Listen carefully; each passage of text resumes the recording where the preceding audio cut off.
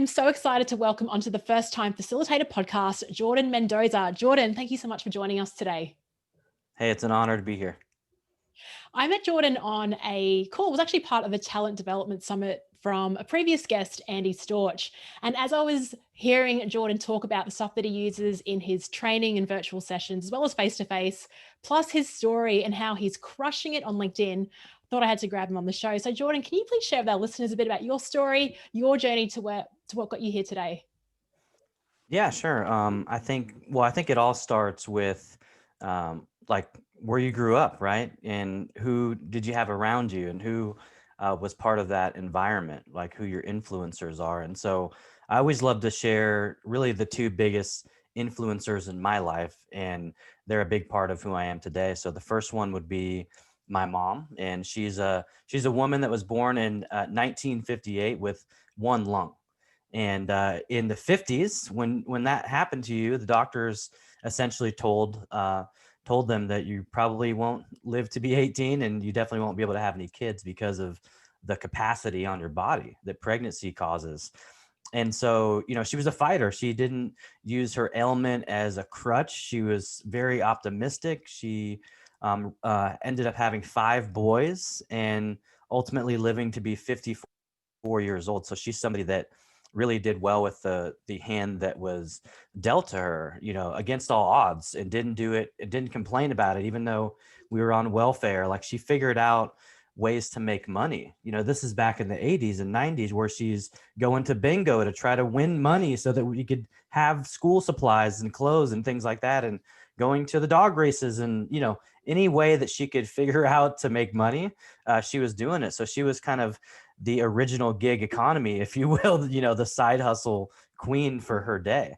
My dad's actually from the Philippines, and I didn't meet him till I was 12. So this was, something that was a very interesting thing to have happen, where, my mom's like, "Hey, do you want to go meet your dad? He lives in Washington, D.C." And so, I travel across the U.S. and meet him and my stepmom. And, he is remarried and had, two other children. So I was meeting a whole other side of the family, but I also was getting enriched into a new culture, right? He's from the Philippines, and he, grew up in the mountains area of northern Luzon and in the rice fields and things like that. And, worked his way up, went to the military, then became a seaman and traveled the world painting ships. And one day decided to come to the US for the American dream, and worked for a landscaping company for a bit, and then started his own. And almost 40 years later, he has his business. He's never ran a single ad in the paper. Everything is based off of word of mouth and, referrals from people. So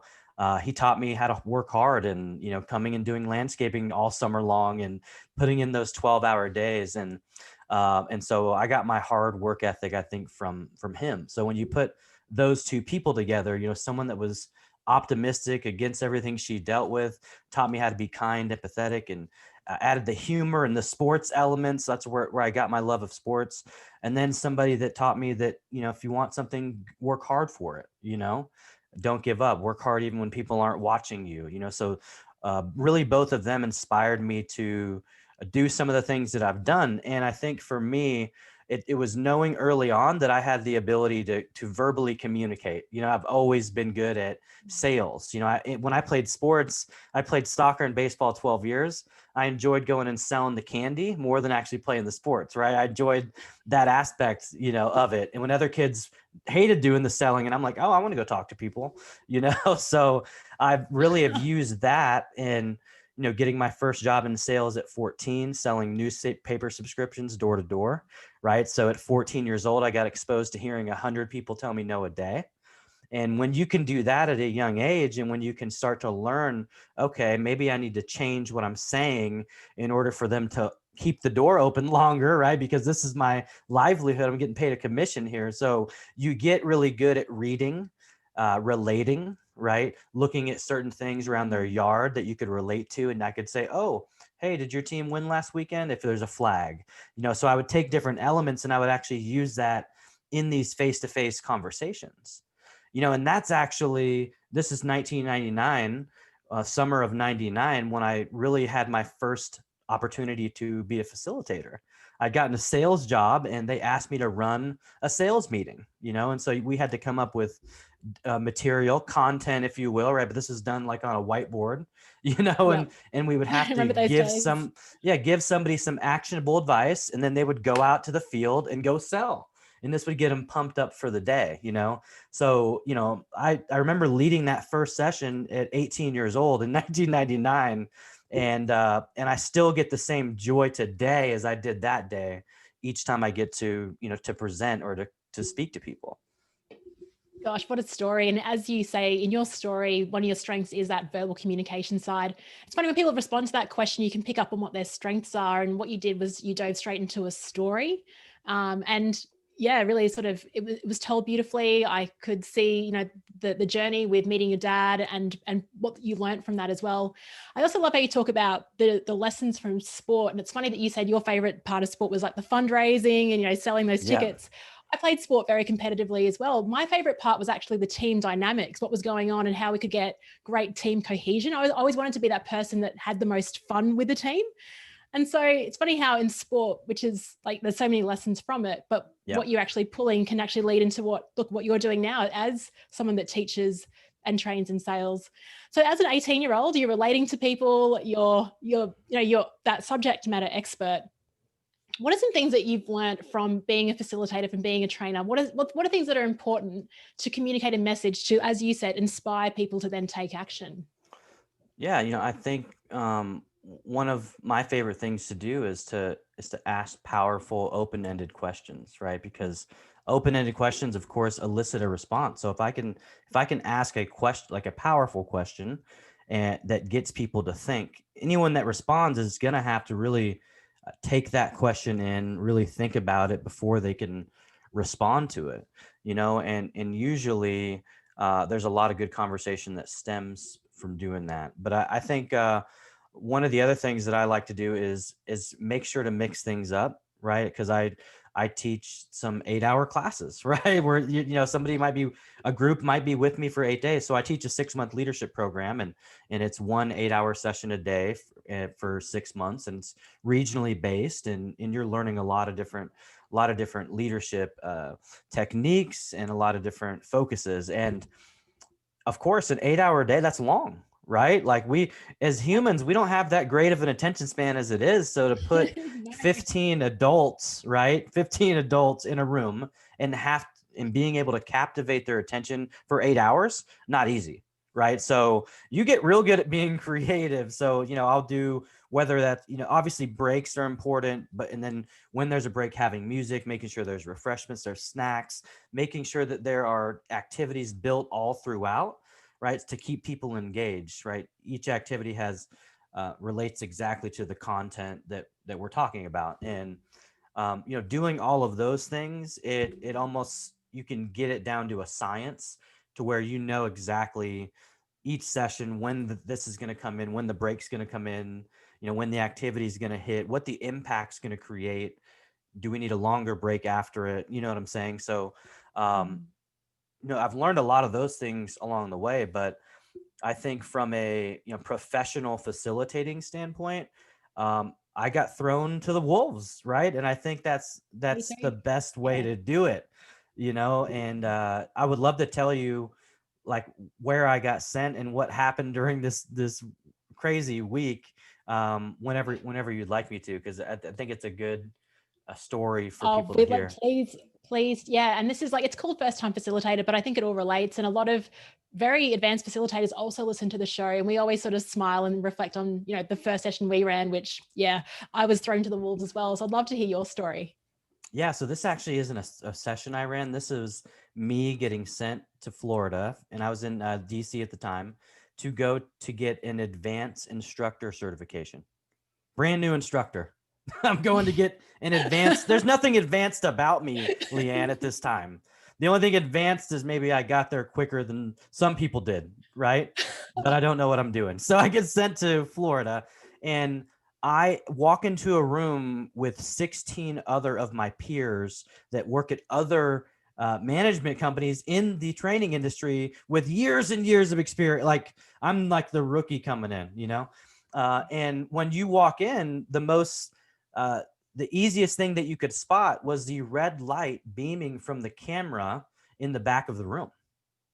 And I was like, oh, what's going on here? Why is there a camera? Right. So everybody's freaked out because they're like, there's an obvious elephant here in the room that's a camera. So what did we have to do, Leanne? Well, they called us up by name. We had to come introduce ourselves and present some piece of content that we present. And mind you, I'm new, so I don't know this stuff. I haven't memorized this stuff yet. So I went up there and just kind of freestyled it. You're being recorded, of course. Okay.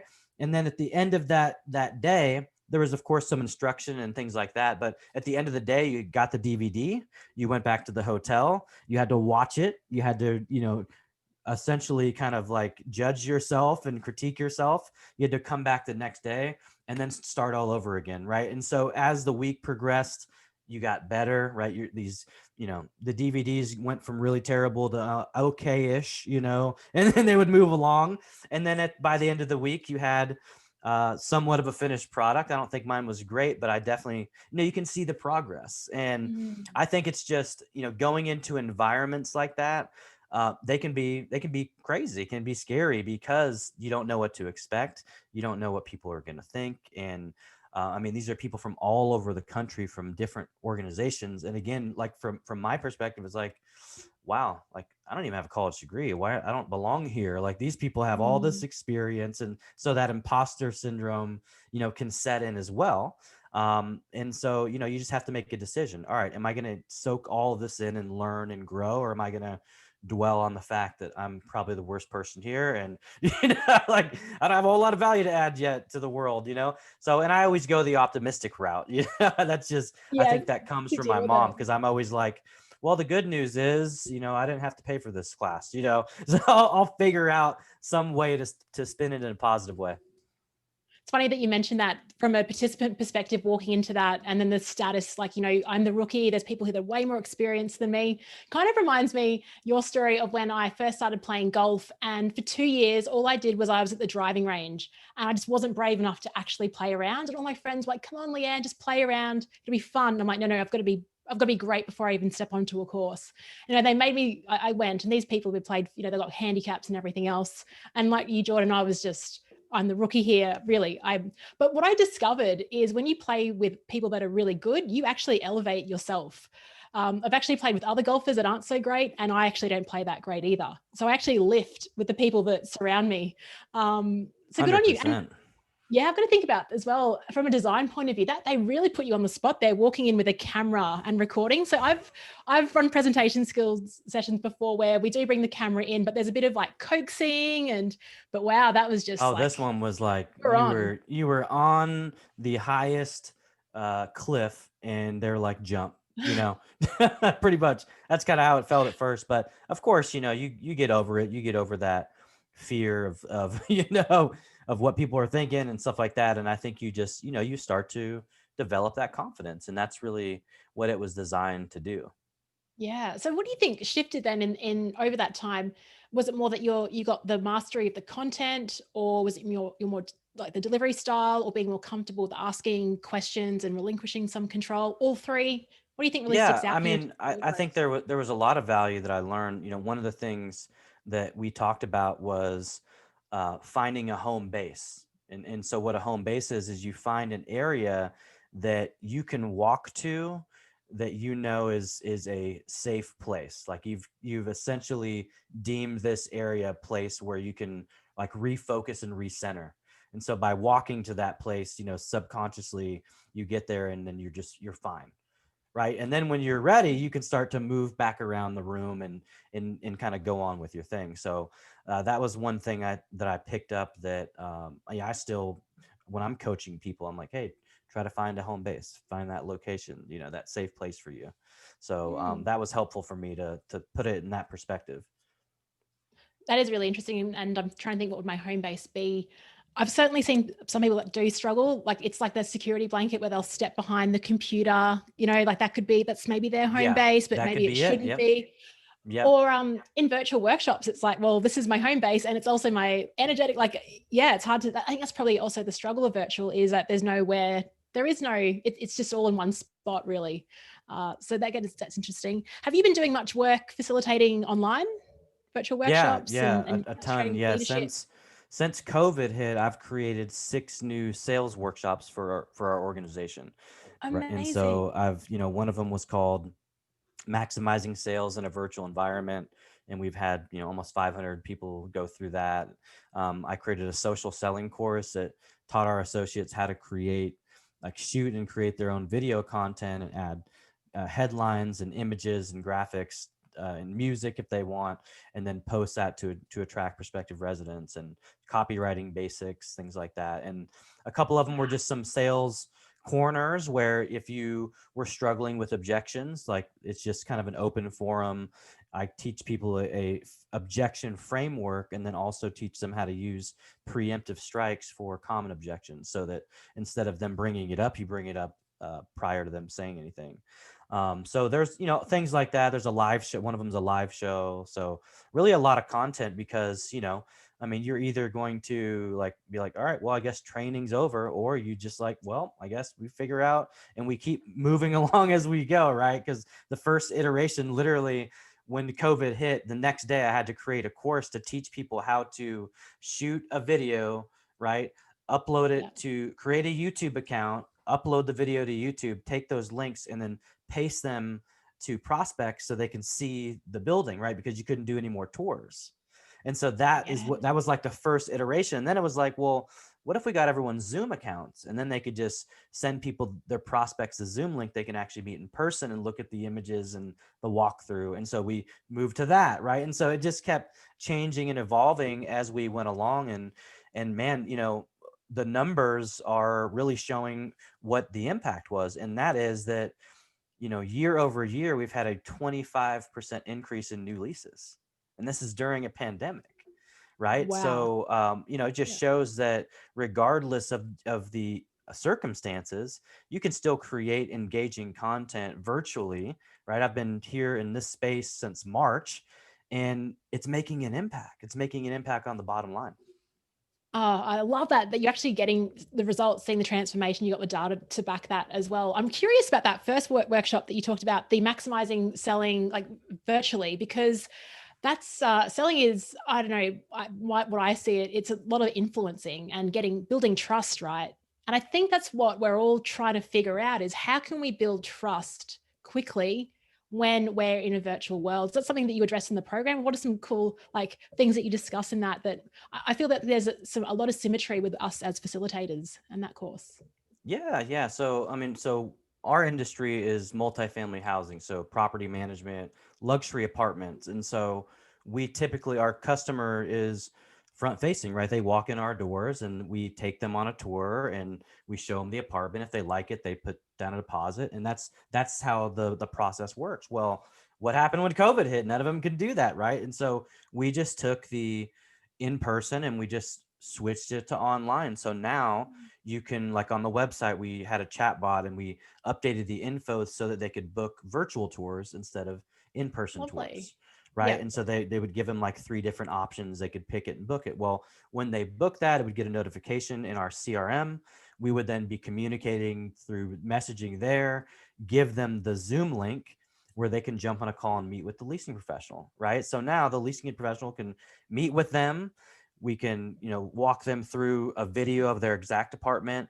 The other upgrade we did is we started having people do the tour from the actual apartment. So it was like they were FaceTiming on Zoom and Oh, walking them nice. around the apartment. So, Yeah. there's different iterations of it, but it enabled us to have the conversation like we were in person, give the tour like they were in person.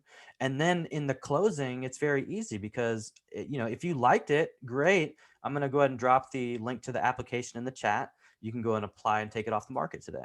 I mean, so, like, why can't you sell like that, right? And Love that. you can Yeah. literally take that approach and plug in any business. I don't care what you're selling. You could be selling blankets, you could be selling t-shirts, like, you know what I'm saying? You could be selling Yeah. coaching services, and you can take that approach and add that model to your business, because you are going to Mm. build relationship, right, when you're having a conversation. Absolutely. And I love that the use of video really does build that trust, right? And yeah, you're right. I was thinking, how do I apply this to a facilitation business? And maybe it could be a snippet of one of your workshops or 3 things that you cover in a 1-hour session. And so giving them a little teaser. What I also loved about your process, Jordan, is how easy you made it for the person buying. Like it wasn't hard for them to find things. It was like an automated process, which is really cool. Love that. 100%. Yeah, it's all about lack of friction, right? The easier you Yeah. can make things for people, the better. Like if I can click 2 buttons and you can take my money, then let's do it. Like let's make it easy. Lack of friction. That's what I talk about in podcasts as well. When I talk about opening a workshop, is a low friction question so people actually engage, make it really easy for them to start talking. Now, Jordan, if people aren't following you on LinkedIn, I'd suggest they do. Your content is awesome, and you talked about your skill before of copywriting, your ability to tell stories. How many followers do you have on LinkedIn now? It's like last time it was like 60. Um, yeah, I think I'm close to 60, a little over 60,000. And that's been such a crazy journey, really, because I Yeah. just started creating content last April, and at that point I had like 7,000 connections or followers, and then by December, and again, listen, this is for everyone that's gonna listen to this. It was literally me showing up consistently, creating content, putting out content that I had knowledge around or expertise in, and sharing it. Because when you put out content from that perspective, like my goal with my content is I want to teach you something that you can take and you can finish listening to what I say and you can apply it and you can actually get results, right? Because that's the content that people need to hear.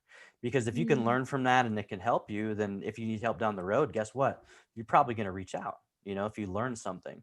And so I think when you look through it from that lens, like I want to create content that either educates, right, inspires, or entertains, like one of those buckets, then Yeah, I love it. then you're gonna have results. And we're using like all different types of mediums, so images, text, Yep, video. images, yeah, all of it, images, text, videos. I mean, I've done a 30-day challenge, and the way that I did it is I kind of freestyled in the sense that every day I came up with the topic when I woke up the next day, and so I didn't know what video I was going to shoot.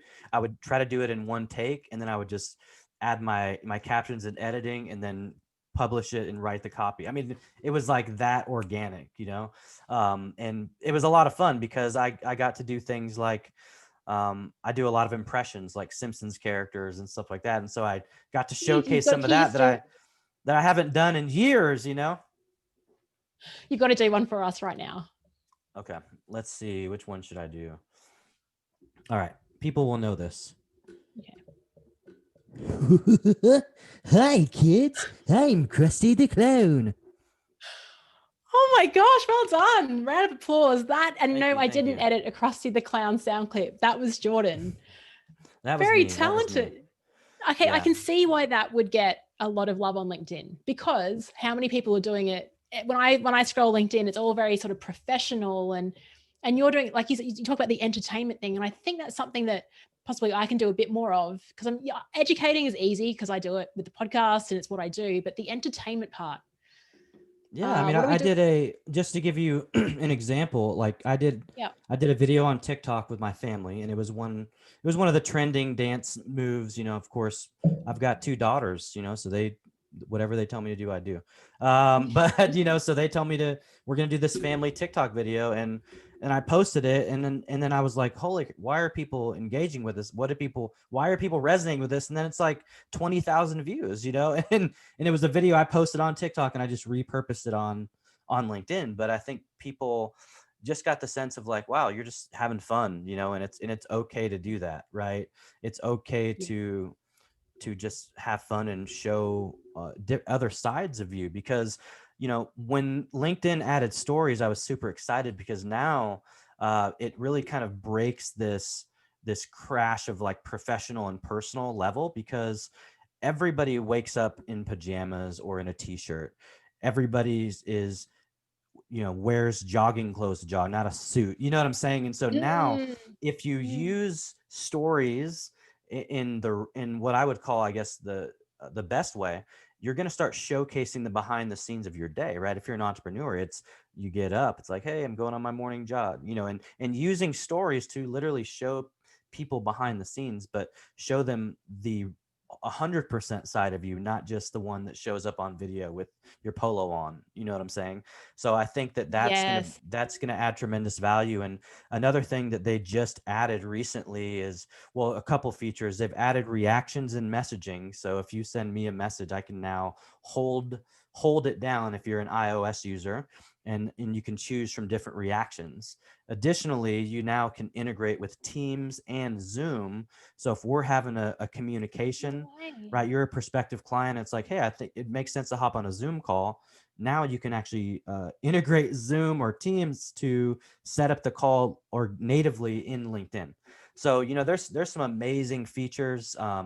You can even do it, set it, do events like that. So there's some really really cool things that are going to help a lot of entrepreneurs, facilitators as well, people Mm, that want to grow relationships right from their inbox, and yeah. I think that that really adds a lot of value, because you know how it is when you're just messaging back and forth.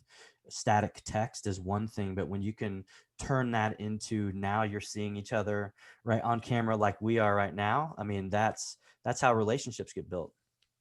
Absolutely. And the other thing that you do, Jordan, as well is, yeah, you produce a lot of content, but you also do a lot of tagging people and recognizing people within your network.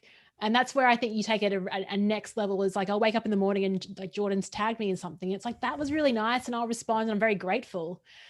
Like, how do you do? I mean, and how many kids do you have as well? Like, I just want to Oh, let we everyone we know this have we guy's have not, five. So we have yeah. five. Yeah. So they range from almost 4 months to almost 16 years old. So Because three like, this three is the thing. boys and two girls.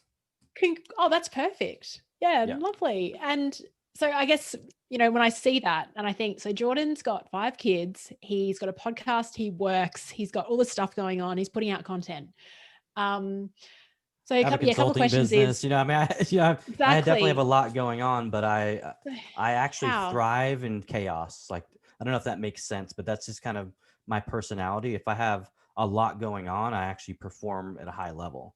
If I Yeah. have to focus on one linear thing, I can actually lose focus. So it's very interesting how I work, but that's how I've always operated. Yeah. So do you have like multiple tabs on your screen like me? Yep.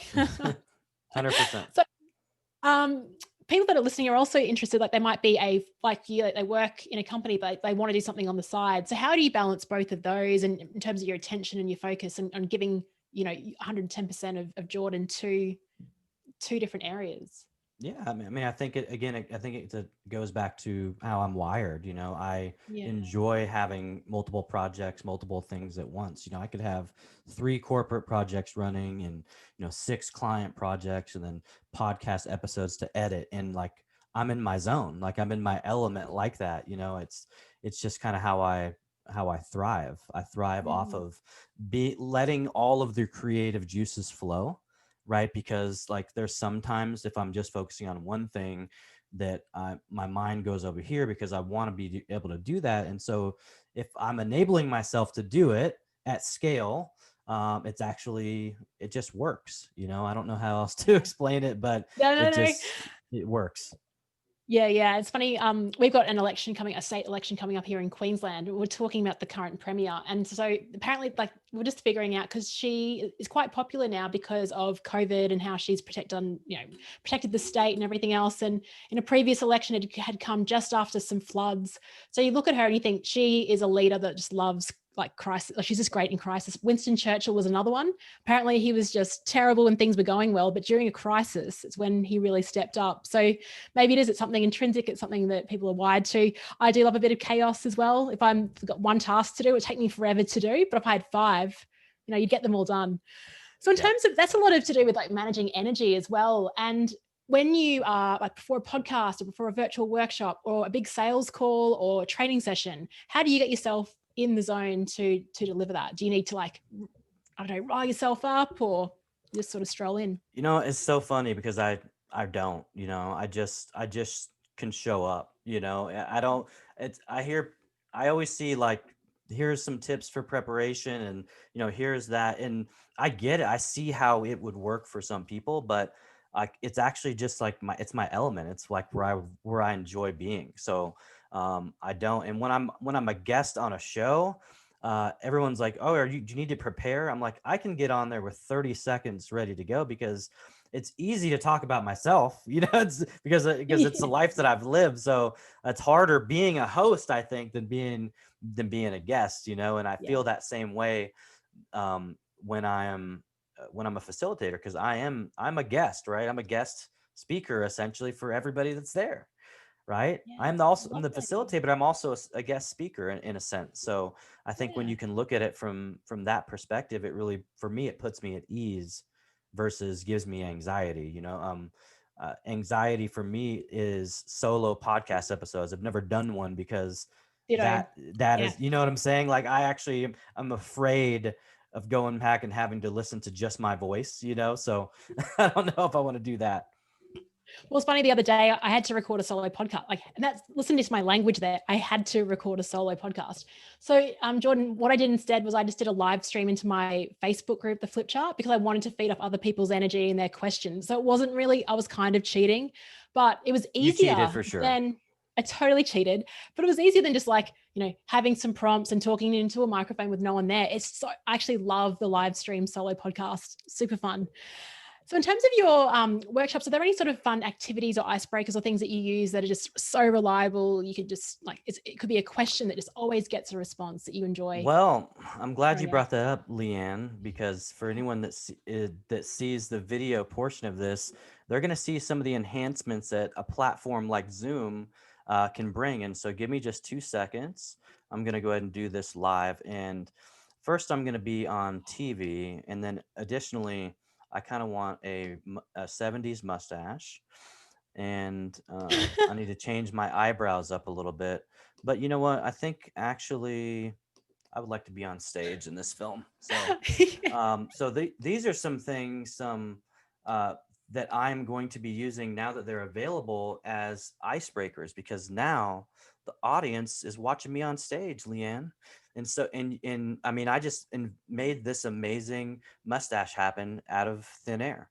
So I don't know if you knew these features were available. Anybody that's going to No. listen to this on Zoom. So there's some new studio effects, and for the ladies out there, you can add different lipstick colors. So I'll highlight these for you, Leanne. There you go.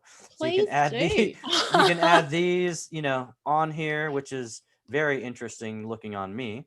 But if you want to have some other different effects, I mean, there's so many things that you can add now. Oh, the Oh, studio effects. and Love by the it. way, pick your favorite glasses day.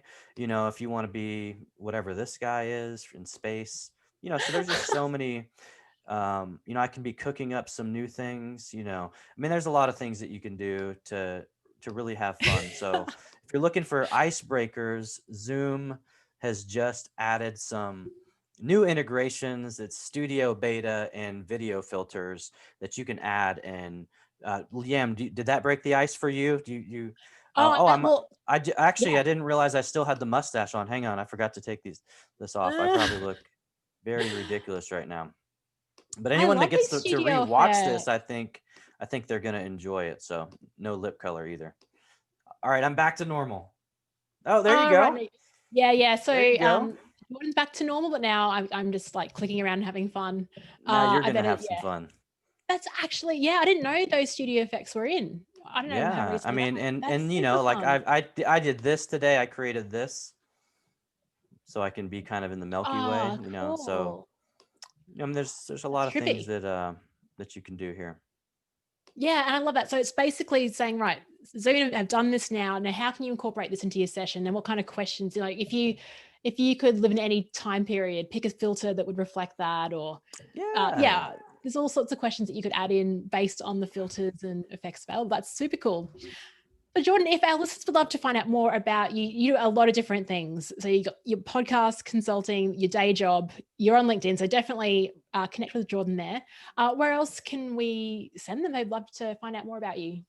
Yeah. You can send them to on Instagram. I'm at Jordan J Mendoza. You can find me on Facebook. The podcast is wherever you get your podcasts. We don't discriminate. I think it's on 25 platforms right now, so we're adding more, I think, every week, and fortunate to have listeners in 48 countries, and that we've built in the last 10 and a half months. So if you enjoy learning from other people's journeys, it's a show for you, because that's what the show is all about, is diving in, getting context, learning from the lessons that uh, the things that they went through that can now be lessons for you, and you don't have to go through the actual experience. So it's kind of like being a fly on the wall for some amazing conversation. So if that interests you, look us up. And I really appreciate you having me on, Leanne. It was amazing to come on your show, and hopefully I've added a little bit of value to your audience. That's the my main purpose of coming on a show. So Oh, you definitely have. And even you just demonstrated it through your ability to connect, give relevant examples, stories, and your ability to also sort of flex all the different questions thrown your way. So I think your podcast is amazing. I love the idea of learning from other people. It's what this podcast is all about as well. It's like accelerating your journey by learning from what other people do. So you don't have to do that yourself. Jordan, thank you so much for your time today. Thanks for being so awesome, and look forward to staying in touch with you. yeah, no, I appreciate it, and I hope everyone that's listening, I hope you have an amazing weekend, even if it's not the weekend yet when you hear this. Okay. Lovely. Thanks.